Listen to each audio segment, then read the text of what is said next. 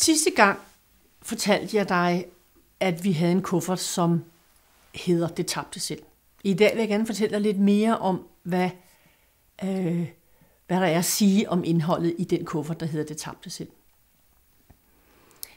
Vi går ud som mennesker og leder efter en partner, som repræsenterer det, som vi selv har frosset ned i vores dybfryser. Det vil sige, at vi går ud og leder efter en, som har det i sig, som ikke har frosset det væk. For på den måde ligesom at blive, mere hele personer. Jeg kan komme med et eksempel. Da jeg var barn, fik jeg den oplevelse, at jeg nok ikke var særlig klog.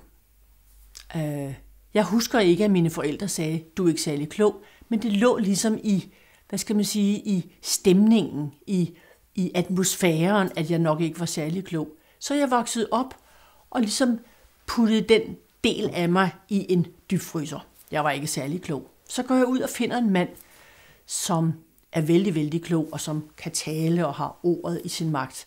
Og i forelskelsesfasen beundrer det og tilbeder det og synes, at det er vidunderligt.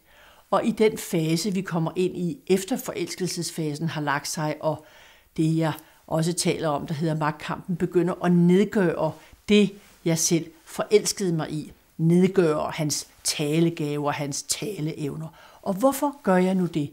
Det gør jeg jo fordi, at jeg selv har oplevet, om man så må sige, at blive trykket der i mit barndom.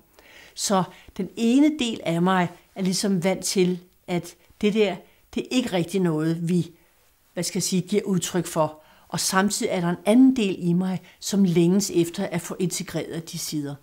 Så meget ofte går vi ud og leder efter en partner, som netop har det i sig, som vi selv har lagt på is. Og som vi så begynder at kritisere i den fase, vi kalder magtkampen. Og hvad skal vi gøre ved det?